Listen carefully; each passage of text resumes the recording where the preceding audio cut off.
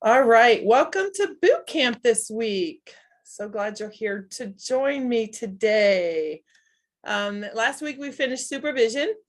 Are there any outstanding questions regarding supervision at all? Okay, moving on. Okay, this week is about measurement and use of indoor childcare space. It's a fairly long section, but we'll go through every bullet point, and then as we go along, if you guys have any questions, feel free to jump in. I will also try to also talk about the implementation of that particular regulation, and this is probably going to answer some questions as to why we do what we do. And I think Jess, is she coming in? Hopefully. She's here. Oh, there she is. Okay. All right. Oops. Go back. All right. So measurement and use of indoor space. So a facility should provide indoor childcare space for individual and group small muscle activity.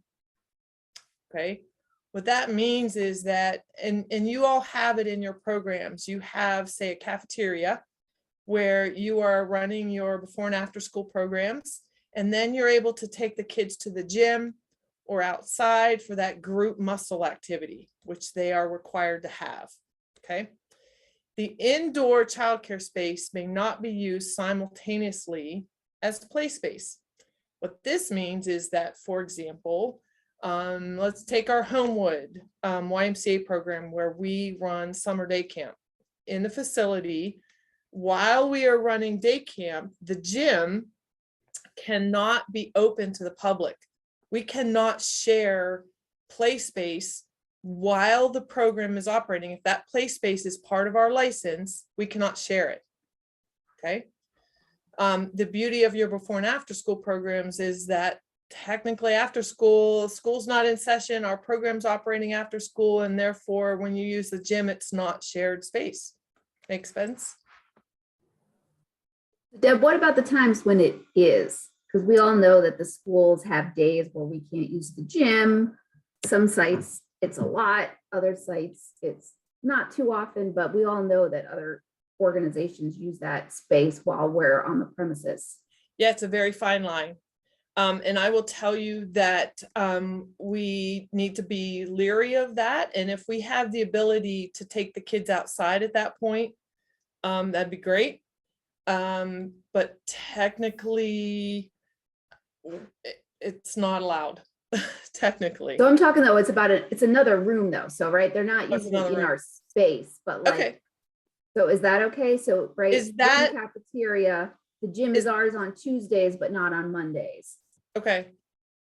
I think if it were spelled out, we would have to we might have to have that conversation with DHS, because technically that play space needs to be available to us during the hours of operation, technically.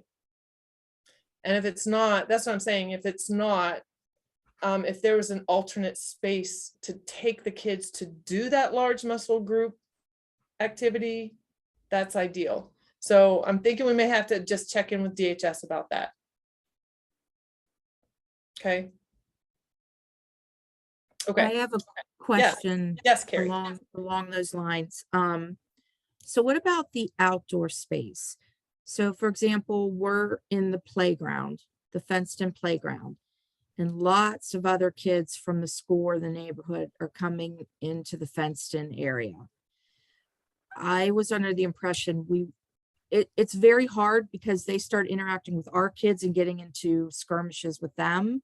Are we allowed to not allow those children to come into the fenced-in area?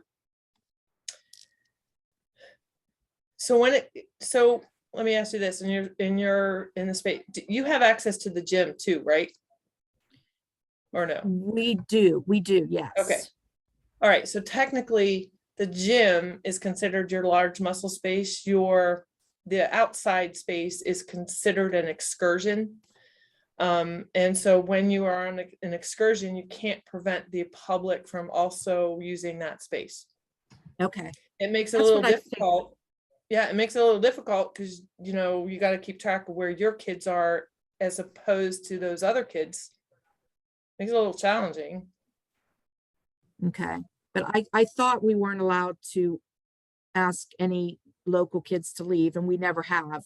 But I just wanted to confirm that. Yep. So if there's a lot of kids there, we could say, okay, well, we're going to go into the gym then. And Yeah, you can certainly have do our that to make your playtime. life easier. Yeah. Yep, sure can. Yep. Thank you. Yeah, you're welcome. So the indoor space is measured within it. This talks about the partitions, walls, of course, it's like self-explanatory, right? And they divide that total space by 40. Okay, so every child needs 40 square feet. And that's what determines the capacity of a room. So they take the length times width, they get the number and they divide it by 40, and that tells us how many kids can be in a space. What Is that doesn't for- count, you know, I'm sorry. Is that for all spaces, or is that for when we're doing small muscle activities? It is for technically your small group okay. Your small group activity is your cafeteria. So that's the 40 square feet. And we'll get into it later on. It's another DHS boot camp about the large muscle activity. Large muscle activity requires 60 square feet per child, and is why you can have more kids in the gym. But inside, it's like your cafeteria or the common room in Homewood or the classroom. Those are all indoor spaces, and each child has to have 40 square feet. That answer your question, Clark? Yes. The indoor space also includes, like, if you've got cupboards in the way or furniture in the way.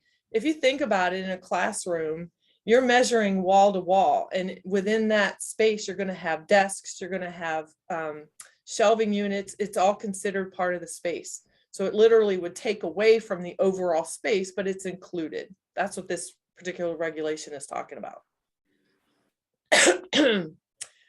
When measuring the indoor space, it does not include halls, bathrooms, offices, kitchens, and locker rooms. It's not part of the measured space. You can use them, but it's not part of your measured space and part of the 40 square feet per child. Okay.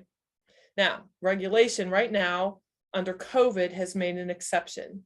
Because of COVID and with the need to potentially isolate a child should they become sick during the program, we may have to take a child out in the hallway or in an office to isolate them. So we are permitted right now to use that space that's not part of the measured space.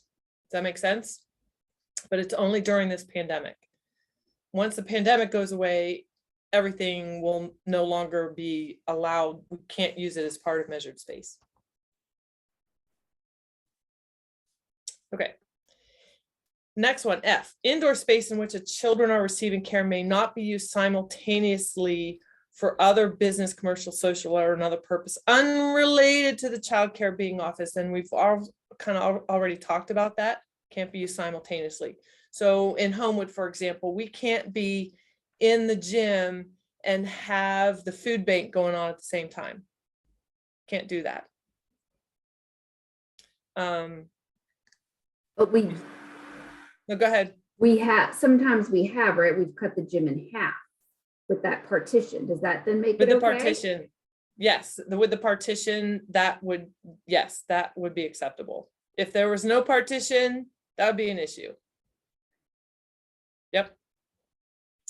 The next one talks about the preschool kids and the school-age children cannot be involved in the same activity in the same group space where there are children sleeping. So in other words, if I've got a mixed group of kids, preschool, and this doesn't really pertain to you, but if I've got preschool and school-age kids in one group and the preschool kids have to nap and your school-age kids are still awake and playing around in the same space, you can't do that, is what that means.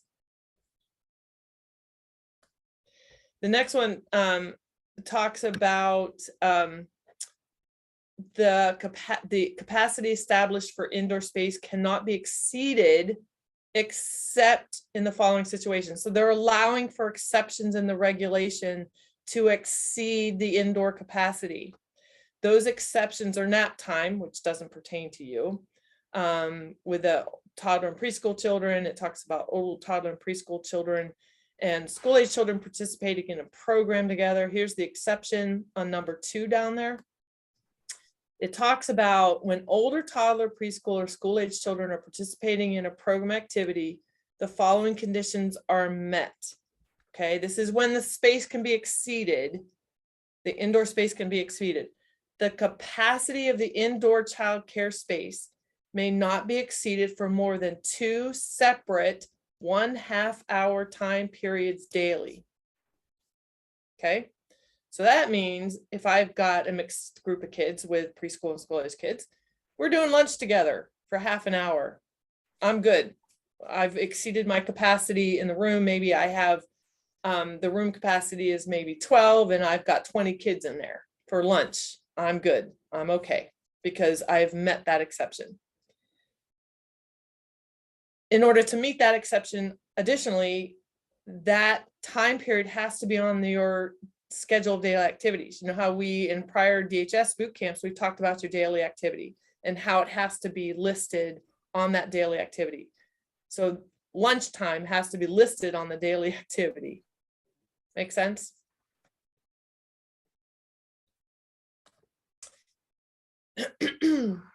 The next one, the little 3 I's, the space may not be occupied by children of the infant or young toddler age levels during a time period in which the capacity is exceeded. So essentially what that's saying is when you are in my scenario with the preschool and school age kids having lunch together, because I've exceeded capacity in that space, I cannot have infant or young toddlers in that same space.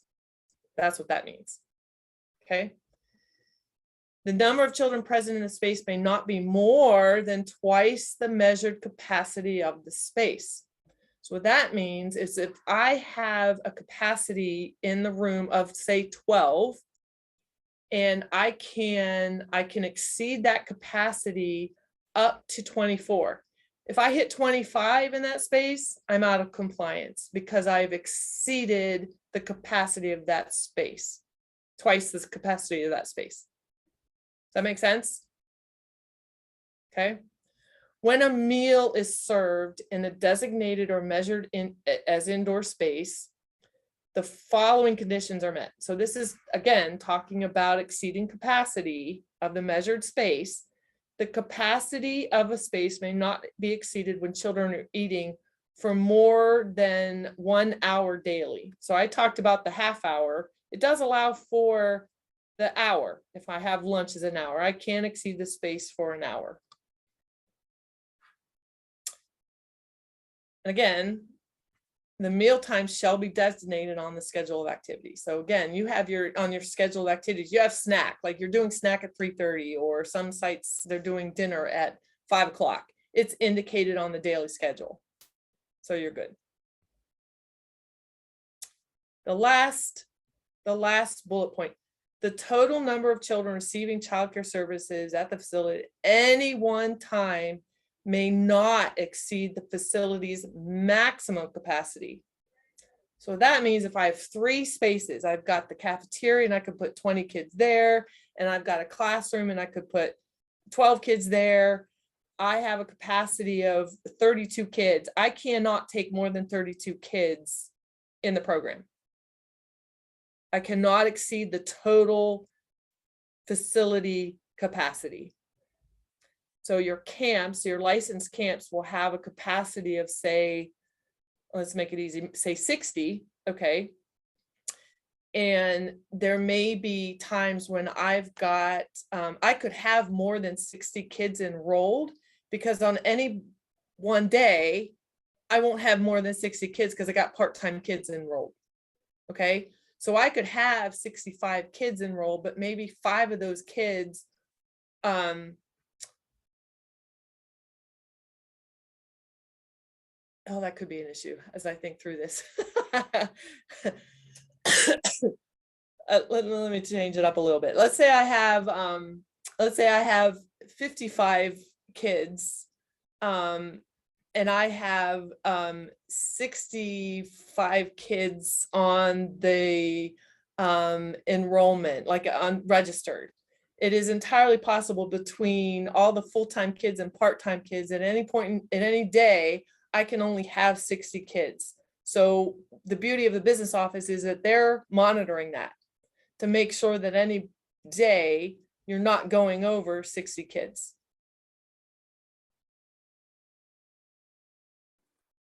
Hey Deb, where do we find what our measured capacity numbers are? Is that on our license form? So usually, yes, the larger sites, the base sites, if you look at your license, there is literally a capacity field which has the number of kids permitted. What's interesting is that most base sites will have a capacity of 999, which makes no sense. It's just because it's a school. And so then you got to go by the actual room that you're in. Licensing reps will measure each individual space that you're in and indicate the capacities. Historically, those capacities have been included with the license when they do their inspection, but not every time. So some of those capacities are sitting probably in an earlier, like if you go up into your site information, the location site information on the shared drive, sometimes you have to dig for them a little bit. It might be in an old prior year's folder attached to the license. As I've been finding them, I've been pulling them out. I pulled it out for Homewood because Homewood just had a remeasurement of all of their capacities. And so I literally pulled it out as a standalone document. I wasn't able to do that early on. And I may not even have all of them for that matter. But it's real easy to figure out, just get a measuring tape and length times width, divide by 40. Maybe we can make a Google document with all of our spaces. And that's a very good idea. That's a very good idea. Because we pick capacities based on what we think we can fit in staff, but I'm always assuming that the room is larger than my capacity. Yeah, absolutely. The room could be larger than what we can staff ratio wise. Yeah, absolutely. Yep. No, that's a good idea. I like the idea of doing a Google Doc and just pulling the capacity in. That's going to be a little bit of homework to do that. Yeah. Maybe we can make that a goal for as we go into next year. No, that's great. I love it. Love it. Yep. So that's it for this section. Any questions that you can think of relating to this?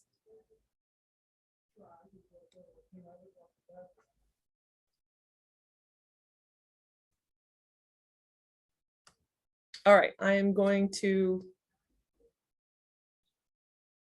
figure out how to stop recording. There we go.